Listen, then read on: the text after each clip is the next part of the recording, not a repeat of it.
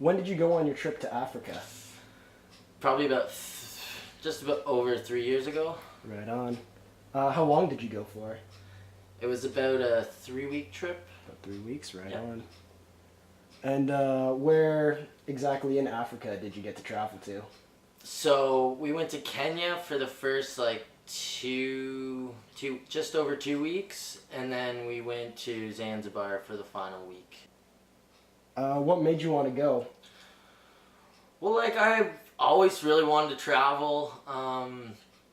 Africa just always appealed me a bit. And then I got the opportunity to go through my uncle's work for cheaper than it normally would be, so I just took the opportunity and they took me out with them. So What different groups of people or tribes did you come across on your travels? I met like all different kinds, I guess. Like when we were just in towns getting groceries and checking out little shops, we'd meet the locals there, and like they'd always hound us, and you'd see that they're really struggling. And like I remember actually going to the washroom one time, and like I had to go down this dark alleyway, and then like through a couple like mud huts basically, and then went to the washroom in a porta potty that was just a hole in the ground. Wow. So it was pretty crazy. And then I mean also like when we were driving from the grocery stores to like our safari grounds, we'd see people carrying baskets on their heads that are like easily 50 pounds for miles. Mm-hmm. So I mean, it's really something to see. And then also the tribes we met too. Like we met the Masai tribe and the Samburu tribe, and very interesting. Pretty absolutely insane how they live. Right on. Mm-hmm. What are some of the like differences between their lives and our lives? Like major ones? Oh, well, I mean, night and day, really. I mean, the tribes, they're like totally excluded from society down there. And they hunt for their food.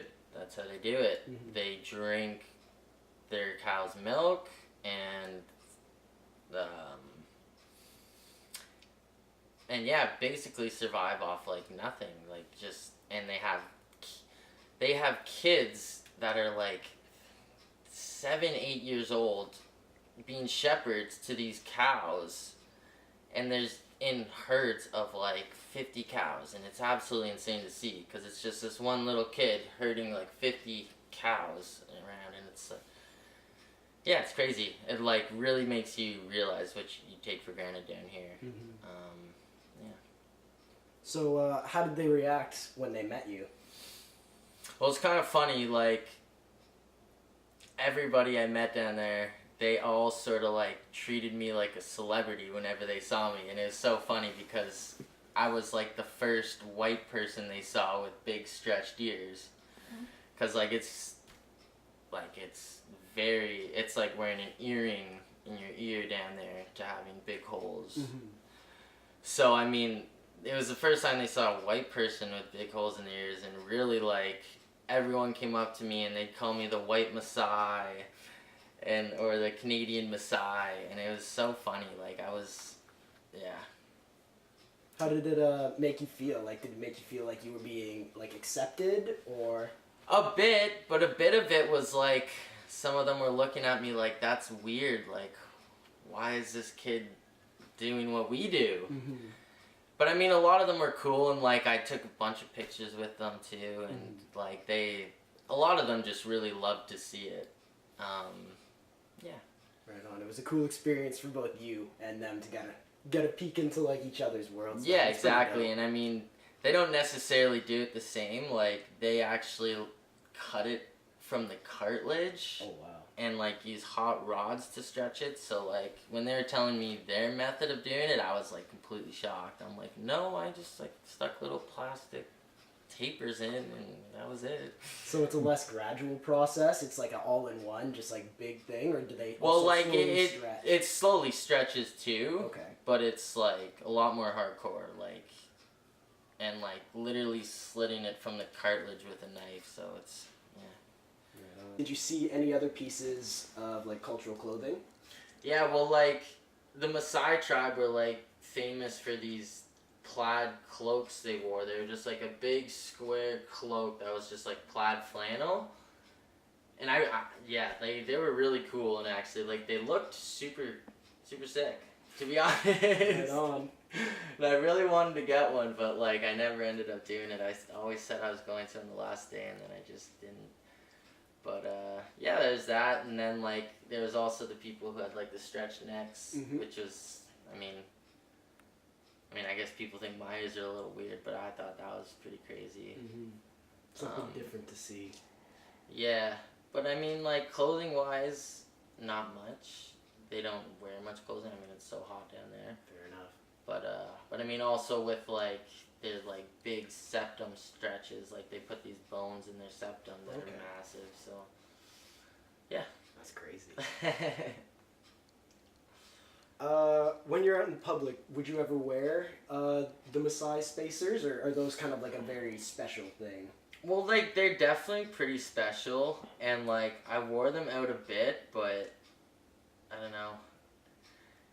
I definitely don't want to lose them either. They're like my biggest souvenir from the trip, probably. So I don't know. It's not that I don't like want people to see it or like don't like it or anything. It's just they're just more of like a souvenir, right? It's got a close place to the heart. It reminds you of the trip. Very understandable, yeah. Yeah. So, would you have gotten spacers knowing that they were African? Why or why not? Well, like I still would have gotten spacers either way. Yeah. I mean, I think I did know before that like tribes in Africa had these, but I mean, it's complete different, derived from different cultures. So I mean, like they do it out there for a certain reason, and then we have a reason down here too. So like they don't even cross paths at all. So yeah.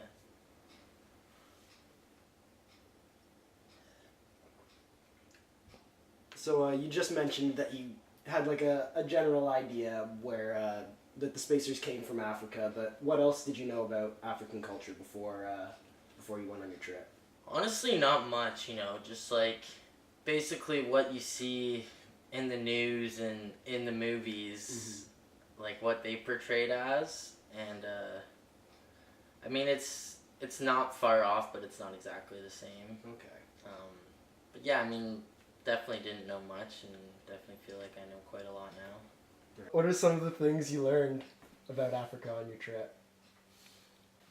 What I came out with the trip and what I really learned is like just how lucky we are to be where we're living. Just seeing how people live down there and how completely different it is, and how much they struggle just to survive, and how grateful they are just to be doing that. Like, and a lot of the times before my trip, I was completely ungrateful for things and like thought my life was the worst and completely just like neglected everything. And now, like, after seeing that, it really just took away like, fuck, man, like I have so much and it's not bad at all. So yeah, it's basically what I learned. Now that you know what you know and you've gone through the trip and everything, do you feel that spacers in North America are a form of appreciation or appropriation?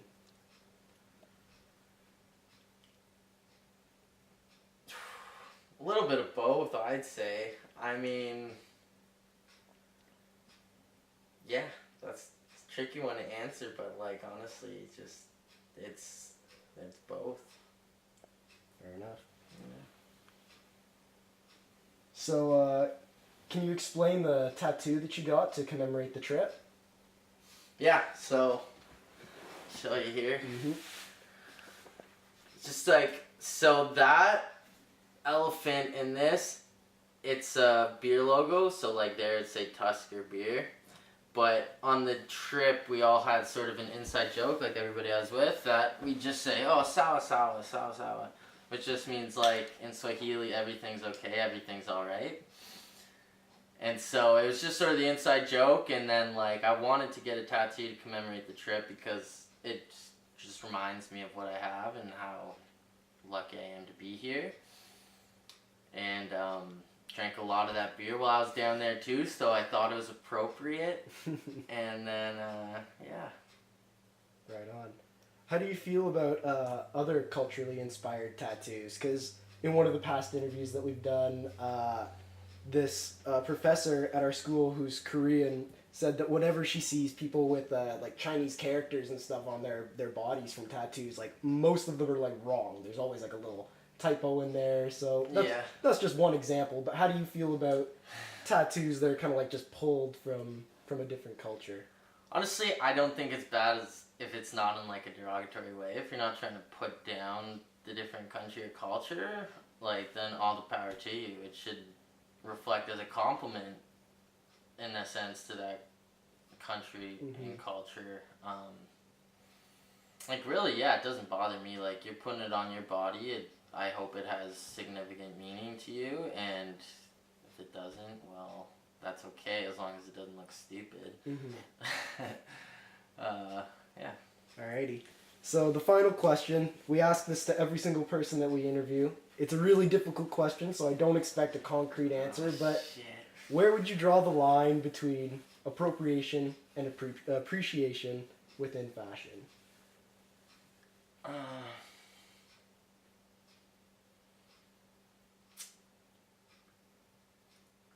Like on the sleeves, maybe.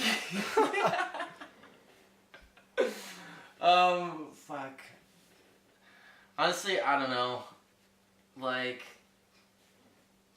I think we're all, like, to each your own, and really, whatever you put into it and think of it is all on you. So if you want to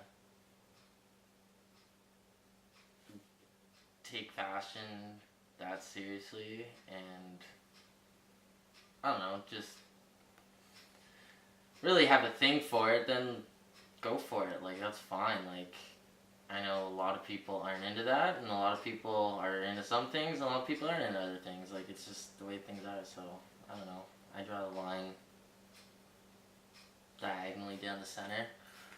Right on. It's a good answer. I think that's the first time we've actually been told exactly where the line would be drawn. All right, man. Thank you so much. Yeah, really thanks, appreciate it.